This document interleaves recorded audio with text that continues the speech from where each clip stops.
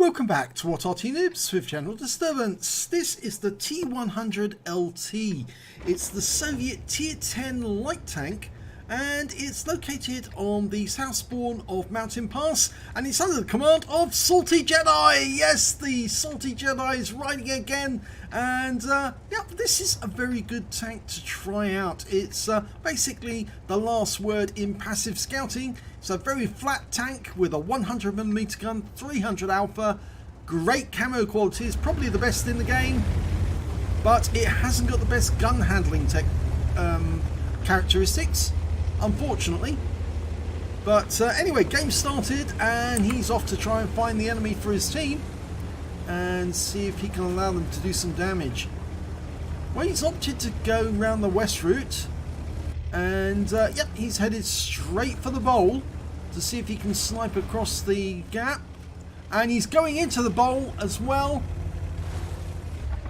and he's found some enemies straight away, quite a lot actually, and he's picking up masses of spotting, and the Udes is killed, and he's picked up 1,400 hit points of spotting, fires around into a Leopard 1.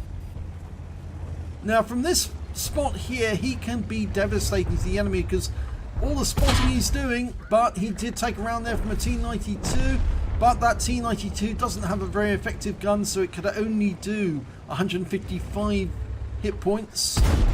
Puts a nice round into a Leopard 1 there, 307 high roll, but he doesn't want to risk it too much. That Leopard 1 could actually do him some serious damage.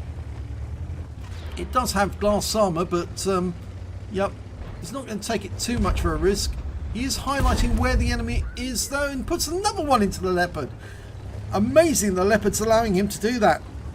And that was a high roll as well, 311. The Leopard is now a 2-shot. Okay, Scorpion.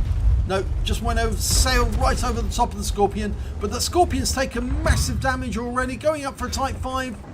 Not sure he'd get that through. Yes, he had a red dot there, so I don't think he had a penetration capability, but he was looking for the cupola. It's very difficult to get that accurately. Oh, lovely, gets one into the T-92, but the Type 5 Heavy did hit him, and he had to hit his repair kit straight away. Now, we've got a Waffenträger auf Panzer IV up on top of the heights. There's the Leopard. Puts another one into him. Now he's a one-shot. Definitely a one-shot, but we are still risking that Type 5, and yeah, the Type 5 is looking at him as saying, "You're my lunch," and I think SaltyJedi has decided, yep, I'm better relocate. That's a very wise decision there.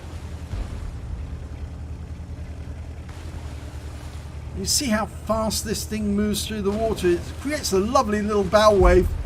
I love all these graphics, the way that Wargaming's done this. It does make the game look so much more realistic. And of course they've got a free passage up to find the enemy, because there doesn't appear to be anybody left on the ice road. Not sure if the enemy actually sent anyone down the ice road at all. Well, we've got an LT-432 riding shotgun for us, and there's the Scorpion. I think that might be the same Scorpion that we were... Oh no, it's a different one. It's a different one. Locks on and fires one round in. Now the Waffenträger auf Panzer IV is about to have his posterior reamed. Hello, it's us. Klaus Kellerman style. Take that, you beast. And he's out the game. And now he's going to get to shoot on those enemy who were previously up on top of the hill, but he'll shoot on them from behind. He locks on. Oh, no, that didn't work. Pulls back. Yep, unfortunately there was a rock there that was stopping him getting his gun down. The gun depression's only 5 degrees, which is terrible, which is just like most other Soviet tanks. Third man's down. Right, now the enemy knows we're here, and they must know that we've got more than a few tanks. There's that T-92, and he's locked on. Can he get shots? No. And they've got a T-100 LT as well. Now, can he get shots on that Scorpion if he goes into the bush? I think he might be able to. He's locked on. Yes! Gets the kill. 3 kills. Can he get shots on that 50 TP? Might be able to, but he'd have to come down the cliff to do it. He's taking a huge risk here. There is a Wizzy 111-14 in the bridge road. The T-100 LT is coming round and doesn't realise he's here. And Salty finishes him off. But now there's a huge ding-dong battle going on there. He needs to go up the ramp again. And then he can shoot down on them. Okay, Type 5 Heavy's managed to get around the other side. Now, he can shoot into the top of the Type 5. As long as he picks the right spot, that should be it. Risky. Doesn't want to overbalance and go down and commit himself. Tries getting through the turret armor, but he can't get through. Type 5 knows he's here, but he can't do anything about it. He's a 2-shot at least. No, he's actually a 3-shot, I think. Well, Salty's not going to risk it. The Type 5 could finish him off just like that. Type 5's now engaged. The 50 TP's there protecting his ass, so we can't drop down the side of the cliff and come at him from behind, or is Salty going to do that? I think he's actually going to just hang up here and hopefully try and get shots. The Wizzy 11114 is just around the corner on the bridge road. There he is. Can you get shots on him? He's looking to try and do it. I think he's going to slip down the hill though. He's locked on. Can't get a shot yet. Now he can. But he's committed. He has to come down. But now it's the Udez and him versus this Wizzy 111. And he gets the kill! That's 5 kills. He's 1 short of getting a top gun. There's only 2 enemies left. Can he do it? This is going to be difficult. He's only got 10% of his health left. And the Type 5 is there. Oh, he doesn't penetrate. He needs the premium ammo to get through. And the Type 5 is down. It's just a 50 TP left. Can he kill that one? He needs this for a top gun. The 50 TP's just finished off our IS-7. He goes in for the side shot. He penetrates one. Oh! Denied. Not today, Salty. Not today. But it was a good try. Very good try indeed. And very fast and furious. Let's have a look at the end of battle stats. It's an ace tanker, and in fact, it's SaltyJedi's first ace tanker in the T-100 LT, and I can tell that because you've got the little banner underneath. You only get that when it's your first one. He got a fire for effect out of the minor medals, a spotter badge for spotting at least 1,000 hit points of damage, a fighter badge for getting at least 4 kills. He got 5, just 1 short of getting that top gun, and a hand of God for surviving the battle, having received damage from 4 different enemy tanks. A bruiser medal for getting at least 5 critical hits. He got 15 in total. And the win rate for the game was 8694, which is Super Unicum standard. And of course, SaltyJedi is, well, he's well up there because, of course, he is a European community contributor. And so Wargaming does like to showcase players like him because they show, they epitomise the best of Wargaming, or best of the World of Tanks players in the Europe. Let's have a look at the team scores. Well, he actually managed to get the second highest damage in the game. The high score went to the Udez, 1516. He got 5,640 hit points. Salty managed 4,108. The next high score was the E50M on the enemy team with 3687. When it came to kills, though, he was top of the table. He managed to get 5 kills, just 1 short of that top gun. The next highest score after that was the 50 TP that was killed right at the end. He got 3, and so did the Scorpion.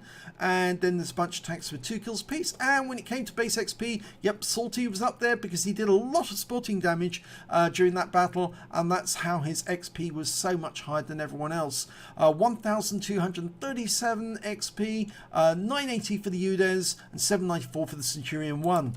He fired 20 rounds in that game, got 19 direct hits and 15 penetrations, damage of 4,108 hit points, and all of it was at close range. He received 6 hits from the enemy. 3 of them were penetrations, 2 non-penetrations, and 1 hit as a result of splash damage. I'm afraid the T-100 LT doesn't have much in the way of armor, and that's how it can actually move so quickly.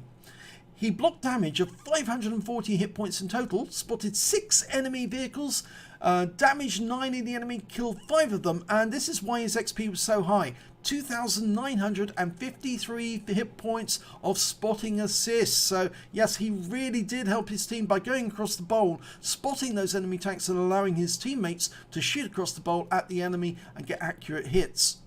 On a premium account, he earned 67,352 credits, and after repair, ammunition resupply and consumables, he actually made a loss for the game, 78,913. And the main reason for that was he was using premium ammo as standard during that game, and of course he ran out at the end, so he had to go to standard AP, and that may be the reason why he couldn't get the shot through the side of the Type 5 Heavy, even though he aimed it at the weak spot at the top of the hull just underneath the turret. He earned 1,855 XP, got the same amount for completing the mission and events, and so his total takeaway was 3,711 experience points altogether. Apparently, he says apparently I'm a hacker. He got accused of being a hacker by some of the enemy after the game. I'm not sure he actually took a copy of the message. I would actually take a copy of the message if that happened, and sort of like keep that as a badge of honor, because if you're that good a player that they think you're hacking, then you know that shows how good you really are.